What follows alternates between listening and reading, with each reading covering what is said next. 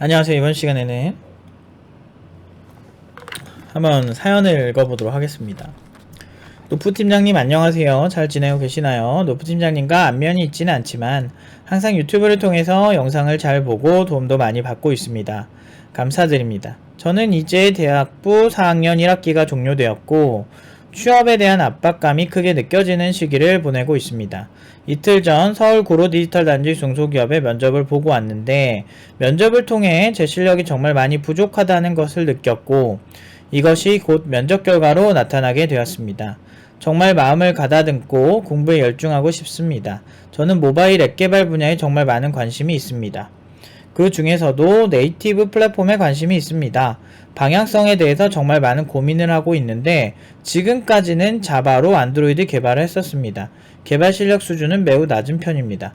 코틀린을 아예 할 줄 몰라서 코틀린을 공부해서 안드로이드 개발로 방향성을 잡을지 스위프트로 iOS 개발로 방향성을 잡을지 정말 많은 고민이 있습니다. 물론 모두 다 다르면 좋겠지만 신입으로서 한 가지 플랫폼을 우선적으로 실력을 만들어두고 싶습니다. 이거 답정론데 왜 물어봐. 하나를 만들겠다 이렇게 하고서 답을 정하고 저한테 물어보시면 안 되죠. 어쨌든 물론 제가 나아갈 방향은 제 스스로 정해야 하지만 많은 경험을 해보신 팀장님의 조언을 받고 싶습니다.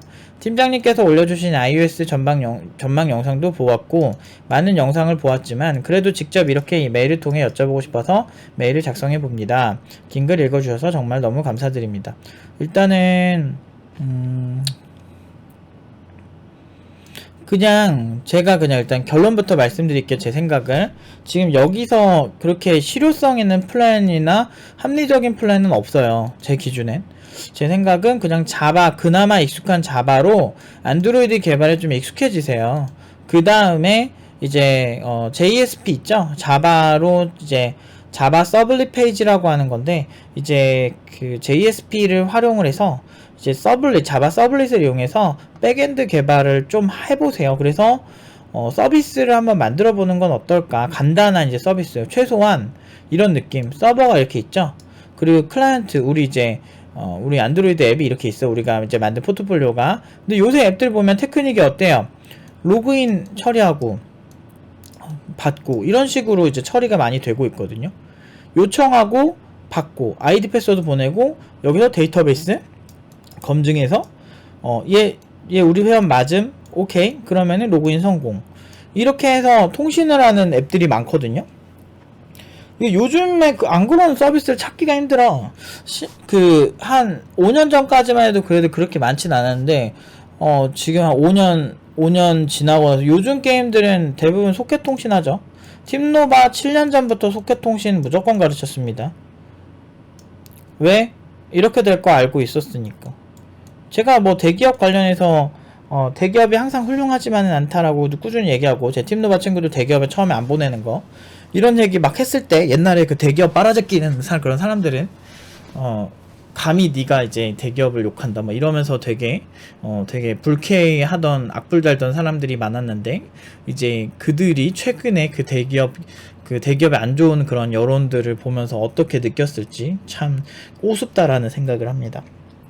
어쨌든 그런 입장에서 좀 생각을 좀 해보면 항상 제가 이런 예언을 하거나 그런 것들은 좀 잘 맞아 떨어졌죠. 근데 이제 제 자랑 여기까지 하고 어쨌든 이런 구조에서 여러분들이 이제 HTTP라고 하는 그 통신 규격이나 이 통신 이렇게 프로토콜이 어떤 방식으로 요청을 하고 응답을 받는지에 대해서 정확하게 아실 필요가 있어요. 여러 가지 옵션들이 있고 HTTP 프로토콜의 버전에 따라서 요청할 수 있는 그 한계점 또는 그걸 처리하는 게 정말 다른데 이게 사실은 웹서버를 이용한다는 건 웹서버가 주는 정보의 형태가 웹브라우저에서 요청하는 형태랑 유사해서 사실은 프론트엔드 개발자들이 보여주는 웹서버와의 통신하는 테크닉이나 어플리케이션, 그러니까 보통 이제 앱이라고 표현을 하는 이런 안드로이드 어플리케이션 아니면은 iOS 어플리케이션에서 보여주는 테크닉이나 사실은 통신 부분에서는 크게 차이가 나질 않는다. 그렇기 때문에 사실 이런 이해도가 있는 서비스가 만들 줄 아는 안드로이드 개발자, 내가 이것만 담당을 하더라도, 그 클라이언트만 담당을 하더라도 그런 개발자가 훨씬 능력이 있고 실제로 업무를 해보면 잘하죠. 가끔 회사에 보면 이렇게 양분화 돼가지고 나는 서버 개발자, 나는 클라이언트 개발자, 나는 내 거에만 열중, 나도 내 거에만 열중 하면서 서로 통신하는 부분을 아무도 그 제대로 담당하지 않는 이런 전문성을 보여주기 때문에 서로 싸우는 경우도 있고, 보통 이제 퀄리티가 애매하게 나오는 경우가 있죠. 근데 여기에 이제 유능한 CTO가 들어가면 이거 관련된 이제 중재나 설계가 가능하겠지만, 회사에 꼭 그런 사람이 존재하진 않거든요. 사실 제가 회사에서 일할 때 저렇게 일하면 일이 될까 싶은 되게 이상한 사람들도 많았어요. 진짜 엘리트들은 보면 그냥 너무 이렇게 깔끔해. 모든 규격이 다 깔끔하고 일 잘하는 애들 보면 그런 게 되는데, 그런 개발자들은 대부분 나중에는 다 억대 연봉자가 되더라고. 그러니까 일반적이지 않으니까 걔네들은 그냥 그렇게 돈을 많이 벌고 살 수밖에 없는 애들이었던 거야. 그래서 제가 이제 집중하는 거는 초반에 자신이 위로 올라갈 때 어떤 그림을 그리고 가는 게 중요한지에 대해서 많이 고민을 해보라는 거예요. 제가 지금 이런 서버와 클라이언트 모델을 그리는 건, 이거는 뭐 팀노바에서는 7년 전부터 당연하게 생각하기 때문에, 팀노바 자꾸 단가반, 안드로이드만 가르쳐 주세요, 서버만 가르쳐 주세요, 뭐 이런 식으로 사람들이 많이 이렇게 요청을 했어요. 근데 제가 그럴 때마다 항상 시큰둥하고 막 그거에 대해서 비전문가들이 잘 모르면 내가 이해를 시켜주는 게 맞긴 하지만 그거에 대해서 얘기를 해도 그냥 답정너인 사람들은 사실 너무 힘들더라고요. 그러니까 왜 다른 학원에는 단가반이 있는데 너희들은 그렇게 잘 가르친다는데 단가반이 없느냐. 그게 이런 구조 때문에 그래요. 그리고 이런 구조들 사이에서 사실은 HTTP 통신이 아닌 HTTPS 통신을 했을 때, 그 HTTPS 통신을 할 때 사용할 수 있는 암호화 알고리즘이 다양해요. 그리고 다양한 것도 다양하지만 그 성능도 다 암호화 알고리즘에 따라서 다르고, 그런 보안적인 측면, 그리고 클라이언트의 데이터를 이렇게 저장을 해놨을 때 이 데이터가 노출이 돼도 크게 문제가 생기지 않게끔 그런 상황들을 만드는 구조라든지, 이런 것들이 사실 굉장히 그 양쪽의 의존도가 높아요. 클라이언트는 운영체제에 있는 그 구조를 파악을 해야 되고, 이제 서버 같은 경우는 뭐 그 내부에 이제 서버에서 그걸 담당하는 부분들, 그리고 이 서버가 있는 뭐 윈도우즈 서버나 아니면 리눅스 서버가 가지는 그 플랫폼적인 특성을 또 알아야 되고, 그 규격 내에서 이제 또 사용자가 일반적으로 사용하는 네트워크 영역, 뭐 얘가 지금 공용 네트워크를 쓰는지 아니면 셀룰러 네트워크를 사용을 하고 있는, 개인적인 네트워크를 사용을 하고 있는지, 이런 거에 따라서 사실은 좀 대처를 해줄 수 있는 그런 개발자가 된다면 너무나 완벽하고 너무나 좋겠죠. 하지만 그 정도 개발자는 없어요. 사실 없지만, 물론 저는 어쩌다 보니 보안회사도 좀 가고 그러다 보니까 좀 그런 이제 시큐어 코딩에 신경을 쓸 때도 있기는 해요. 회사 제품에 이게 만약에 카드 결제 데이터나 이런 게 있으면 그 부분에 굉장히 신경을 많이 쓰는데, 지금 여러분들이 사용하시는 네이버 페이나 카카오페이나 이런 부분들은 그런 부분에 좀 신경을 많이 쓸 거예요. 아무래도 이제 우리가 인증서를 가지고 직접 직접 패스워드를 입력해가지고 인증서의 주체가 우리한테 있을 때랑, 지금 카카오페이나 네이버페이는 인증서의 주체가 본인들 서버에 있는 거거든요. 그렇기 때문에 그럴 때는 이제 법적 책임이 아무래도 카카오페이랑 네이버페이 쪽에 우리가 공인인증서를 직접 가지고 있는 거에 비해서 훨씬 많이 이렇게 그런 걔네들이 그 법적 책임을 물거든요. 그러니까 그런 이제 여러 가지 상황들을 고려해 봤을 때 이런 결정이 최선이다, 이런 이제 설계적인 거를 잘 하려면 사실은 양쪽을 같이 보는 게 좋아요. 그래서 사실 이런 플랜은 제가 전문가로서는 사실 추천을 해드리긴 좀 힘들고요. 코틀린을 어설프게 뭐 하나 가짓수 늘리는 거는 절대 반대고, 지금 익숙한 거를 좀 잘해진 다음에 다른 언어 보면 금방 해요.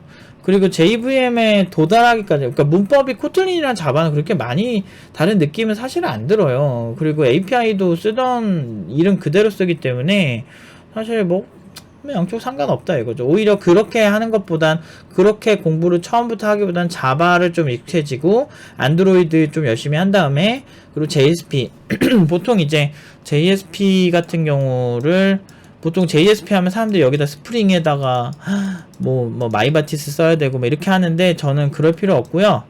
지금 어차피 안드로이드 개발자 꿈꾸고 있는데 서버가 필요한 거잖아.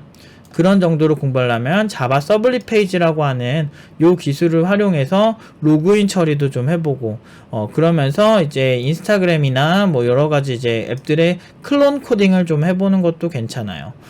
그런 거나 아니면 팀노바 포트폴리오 되게 많아요. 저희 포트폴리오 팀노바 오픈 카페라고 치시면 거기에 학생들이 포트폴리오 많이 올라오거든요. 저희가 그래도 다 한 번씩 검사를 해본 그런 포트폴리오들인데, 그 친구들이 어떻게 작업을 하나 비슷하게 한번 짜보려고 하세요. 저희처럼 실력이 출중한 그런 교육기관은요, 뭐 우리의 뭐 노하우가 유출된다 이러면서 막 작품 공개 안 하고 그러지 않아요. 그냥 뭐 다 봐라 막 이러면서 하는데, 그거 클론하기 힘들거든. 그거 똑같이 짜기 졸라 힘들어요. 막 말로는 이제 막 지금까지 팀노바 까던 사람들 보면 말로는 팀노바 저 뭐지 복부시래, 뭐 누가 한 명 짜가지고 돌린대. 어떻게 그렇게 하는데 회사를 들어가냐고요. 진짜 그 복붙을 해보신 분은 아시겠지만, 복붙을 하면 그 내부의 그 코어에 이게 어떤 생각으로 이걸 짰는지 설계적인 거를 설명할 수가 없어. 기술의 근본을 모르는데. 근데 자기가 복붙한 게 아니고 내가 일일이 하나하나 좀 생각한 다음에 짠 거면, 이거를 짰을 때 걸렸던 시행착오와 그걸 해결하게 된 여러가지 과정들에 대해서 굉장히 디테일하게 설명을 할 수 있거든요. 그래서 사실 문제가 생긴 적이 없어요. 근데 그런 사람들이 어떻게든 이제 배가 아프니까 고연봉으로 하니까, 지금 네카라쿠베 수준으로 연봉으로 중소기업에 가니까 그 정도가 보통 이제 신입들이 받는 연봉은 아니고요. 4,500에서 5,000 사이거든요. 저희가 가는 연봉들이. 근데 그런 사이가, 그런 연봉이 보통 이제 중소기업 기준으로 과장급 이상이다 보니까 이제 그런 얘기가 나오는 거죠. 아마 더 올라갈 겁니다. 지금 5,000도 되게 쉽게 가는 애들도 많아요. 구직기간 3일 됐는데 고졸인데 5,000에 플러스 알파로 그 회사에서 성과가 더 좋으면은 더 주겠다고 하는 그런 오퍼로 받고 간 친구들도 있어요. 저희는 뭐 교육청에 이거 항상 인증하고 있기 때문에 사실 뭐 이거 막 가서 민원을 넣든 가서 물어보든 전혀 상관이 없어요. 허위 과장이 하나도 없거든요. 연봉 계약서도 다 갖고 있고 저희가.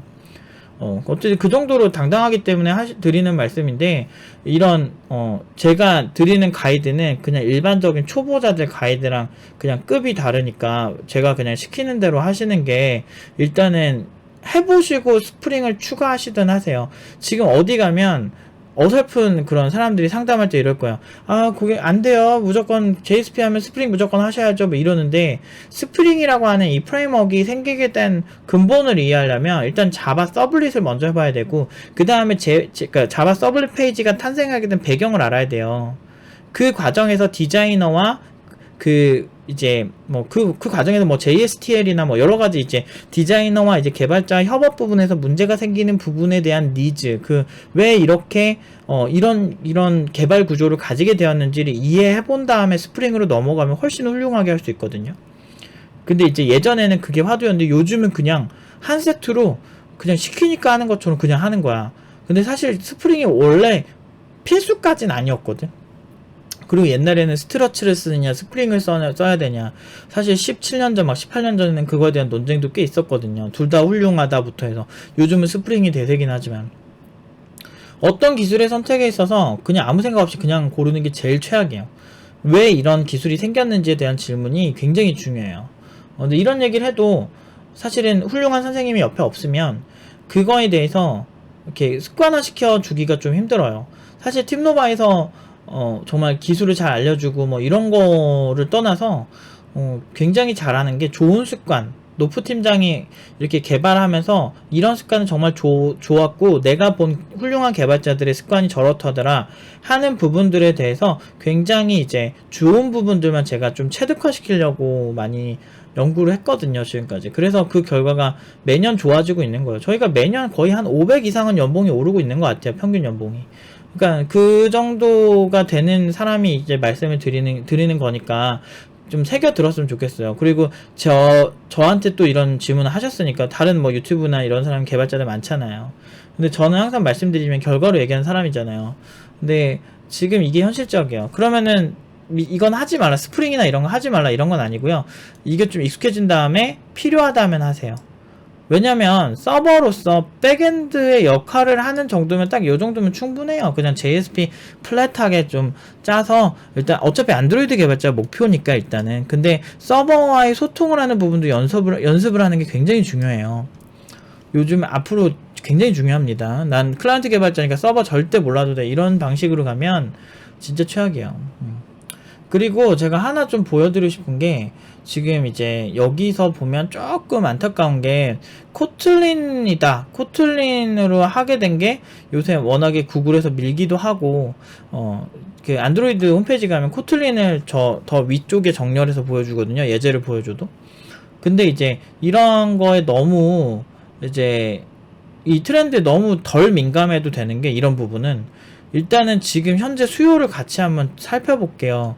제가 자코리아를 켜놨는데 지금 보면은 17,364건 정도가 그 올라가고 있어요. 실제로 그냥 제가 자바로만 쳤을 땐요, 17,364건 기억하세요. 코틀린이라고 치면 코틀린은 618건이 나와요. 그래서 사실 뭐 언어로만 봤을 때는 자코리아가 아니고 그 자코리아 기준에서는 조금 더 이제 자바 조금이 아니지 압도적으로 자바 수요가 많고, 물론 이제 자바라고 치면 보통 이제 자바로 웹 개발하는 것까지 포함해서 얘기를 하는 거거든요. 그래서 사실은 코틀린은 지금 거의 플랫폼으로는 안드로이드 쪽이 압도적으로 많으니까 그렇게 볼 수 있는데, 제가 한 4, 5년 전에 자코리아에서 안드로이드를 검색을 했을 때 그때는 이제 코틀린을 거의 많이 쓰는 분위기는 아니었거든요. 한 5년 전만 해도. 그때 수요가 대부분 자바였는데 그 자바 기준으로 그때 3,000개가 넘었어요. 3,500, 600개? 근데 그 정도 수요가 있었다면 지금 그 중에서 한 600개 정도만 코틀린에서 가져온 거기 때문에 아직까지는 최소 3,000개 이상은 있을 거란 얘기야. 제 얘기는 3,000개 이상의 수요가 보통 있을 텐데 600개 정도 가져왔다는 건 아직도 자바로 안드로이드 앱을 개발할 확률이 더 높다고 보는 거죠, 저는. 그렇기 때문에 안드로이드를 현재 개발한다고 했을 때 자바가 취업에 조금 더 유리할 수 있어요. 물론 이제 숙련된 개발자들이라면 자바 하다가 코틀린 하거나 뭐 이런 거는 그렇게 어렵진 않아요. 근데 이제 코틀린을 하게 되면 내가 짜놓은 자바로 짜놓은 다양한 그런 것들 다시 이렇게 좀 바꿔야 되니까 귀찮죠.